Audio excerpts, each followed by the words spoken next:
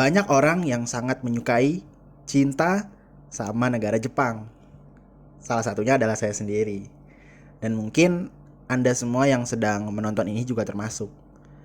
Nah, kali ini saya akan bahas salah satunya, yaitu keunikan budaya makan di Jepang. Kalau di Indonesia ada yang makan kakinya di atas, makannya pakai tangan, minum pakai gayung. Nah, lain hal sama yang ada di Jepang. Sebenarnya warga Jepang itu kebiasaan makannya kayak apa sih? Mari kita simak. Tapi sebelum itu jangan lupa follow di akun Instagram pribadi saya di @frostman_a kalau kalian ingin mengenal saya lebih dekat, dan subscribe channel ini pastinya agar terus berkembang. So, nggak perlu berlama-lama lagi. Ini dia budaya makan di Jepang.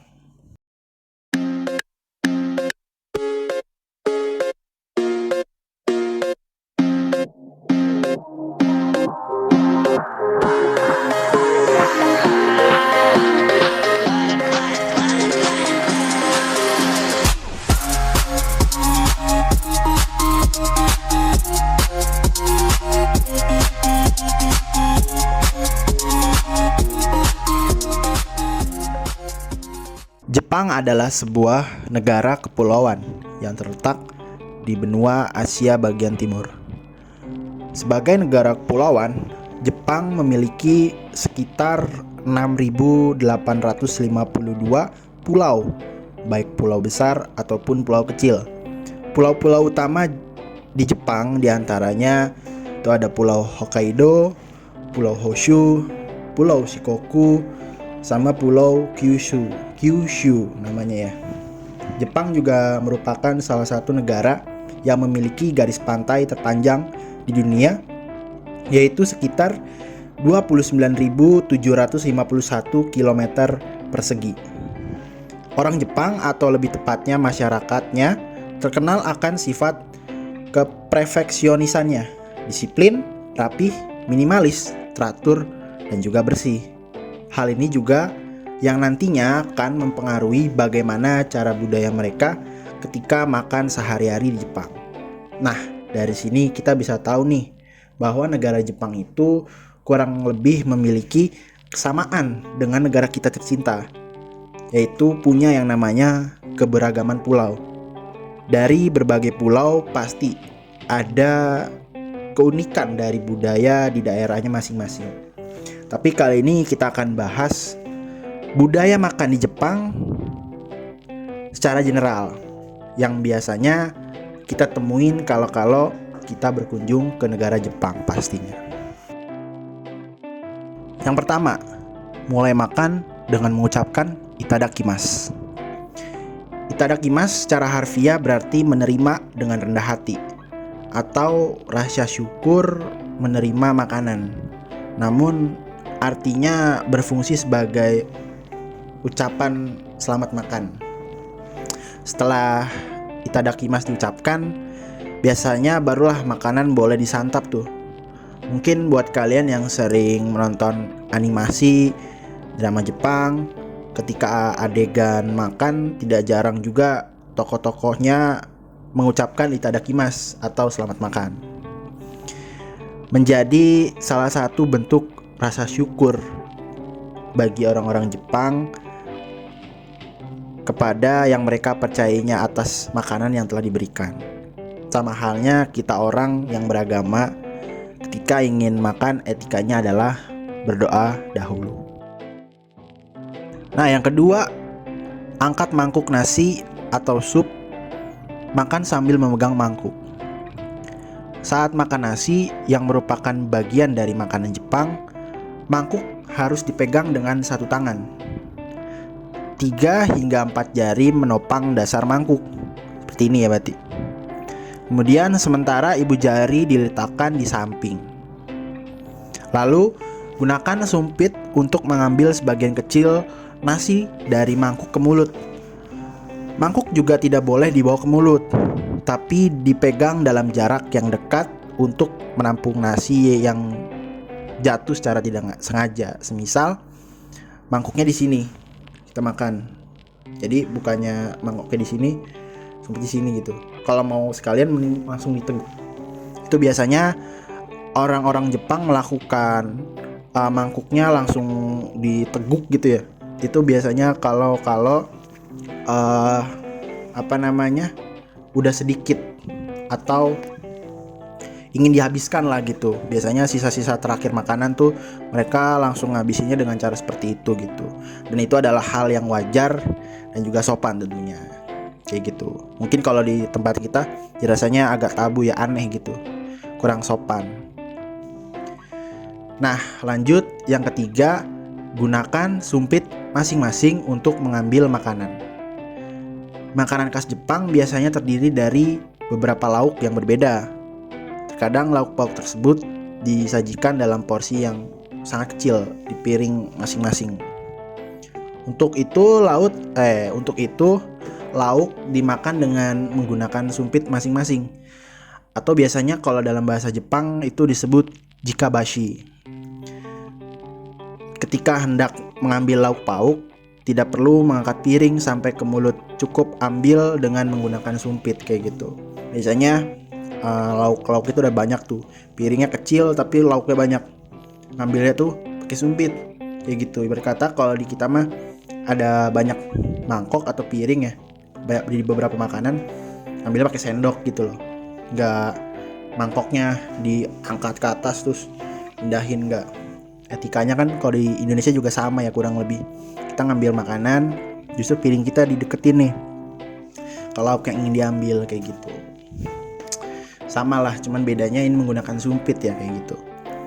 Nah, jika ada makanan yang berukuran besar juga dapat dipotong dengan sumpit untuk dinikmati. Terkadang lauk pauk akan disajikan dengan ala keluarga, yaitu dalam satu mangkuk yang lebih besar. Biasanya ada peralatan tersendiri untuk setiap lauk. Jika tidak tersedia, bisa digunakan ujung belakang sumpit ya, untuk menyajikan sebagian makanan ke piring. Itu juga untuk menghindari kuman dari ujung bawah sumpit yang masuk ke mulut. Jadi misalkan ini sumpit gitu ya, gini. Nah ini ujungnya yang di sini, ini kan yang buat makan. Ujungnya yang sini itu kita pakai buat ngambil lauk gitu.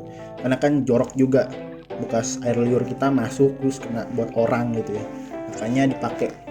Karena menggunakan sumpit ini juga gak asal pakai gitu ya, minimal belajar dulu lah mungkin sebelum makan kayak gitu. Yang keempat, ada handuk panas untuk membersihkan tangan sebelum makan. Nah biasanya nih orang Jepang kalau sebelum makan memiliki kebiasaan mengelap tangan dengan handuk panas yang dikukus kayak gitu. Jadi ini handuk dikukus terus disajiin biasanya tuh kayak gitu. Handuk ini biasanya tuh budaya ini bisa dinamain tuh oshibori, yang fungsinya tadi untuk membersihkan tangan. Jika udah selesai, jangan gunakan handuk tersebut untuk mengelap wajah atau meja. Lipat kembali handuk itu, ditempatkan di posisi semula agar dapat digunakan lagi setelah makan. Jadi itu handuk hanya untuk tangan ya, bukan untuk buat muka, buat ngelap meja gitu ya, apalagi buat badan, buat seka, itu bukan. Jadi buat tangan aja kayak gitu. Nah selanjutnya yang kelima itu mengeluarkan suara slurp ya, atau biasanya ngecap mungkin ya kalau di sini gitu. Biasanya sering nih terjadi di Indonesia juga kalau kita lagi makan mie misalkan yang berkuah, makan bakso tapi mie-nya sih bukan baksonya ya. Terus ya yang berkuah-kuah lah biasanya gitu. Itu biasanya kadang orang Indonesia juga kepengen gitu di seluruput ya bahasanya kalau di sini. Itu karena enak juga kali ya gitu. Tapi itu tabu lah kalau di Indonesia ya gitu. Nah itu kalau di Jepang sudah menjadi bagian budaya gitu, bagian dari budaya. Kalau kita menyantap hidangan di rumah orang Jepang gitu atau di sana yang berkuah atau makan mie, itu sangat wajar dan sangat diharuskan. Apalagi kalau kita dijamu sama orang Jepang ya, itu sangat dianjurkan untuk menggunakan suara berisik tadi, itu berarti tandanya enak atau menghormati gitu. Nah ini juga awal-awal mula budaya ini tuh ketika dulu ya biasanya pelanggan dengan si koki ini kan duduknya dekat ya gitu. Jadi si pelanggan bisa langsung lihat si koki lagi masak, pelanggan pun juga si koki juga bisa langsung lihat pelanggan gitu. Zaman dulu kan biasanya bikin warung-warung barnya seperti yang kalian tahu gitu ya, di animasi-animasi biasanya atau di film-film gitu. Itu salah satu bentuk menghargai si pembuat makanan tersebut gitu, kayak gitu. Nah yang terakhir, yang keenam, mengucapkan gochichu sama desta, kayak gitu. Layaknya memulai makan, orang Jepang pun menunjukkan rasa syukurnya kembali saat selesai makan. Biasanya mereka mengucapkan gochichu sama desta sebagai rasa terima kasih. Kebiasaan ini sudah menjadi suatu yang mendasar lah sejak mereka anak-anak. Satu hal yang perlu diingat, selesai makan jangan bersendawa karena dianggap tidak sopan. Selain itu, tempatkan sumpit kembali di posisi semula, kemudian bersihkan tangan, kayak gitu. Di sini juga sama ya. Kalau udah selesai makan, nggak boleh yang namanya bersendawa. Boleh bersendawa tapi ditutup, jangan diumbar-umbar gitu ya, karena nggak sopan, jorok, kayak gitu. Di sana pun sama.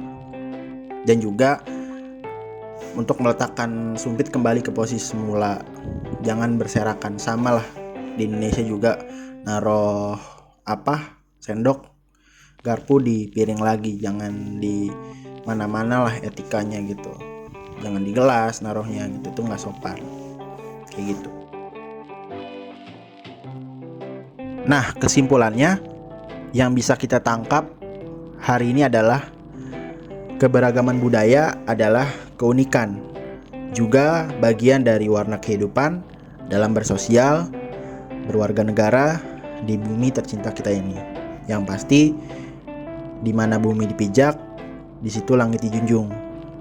Sudah sepatutnya kita sebagai makhluk ciptaan Tuhan sama-sama menghargai, menghormati, bersyukur karena telah diberi kesempatan untuk hidup saling melengkapi dan membutuhkannya.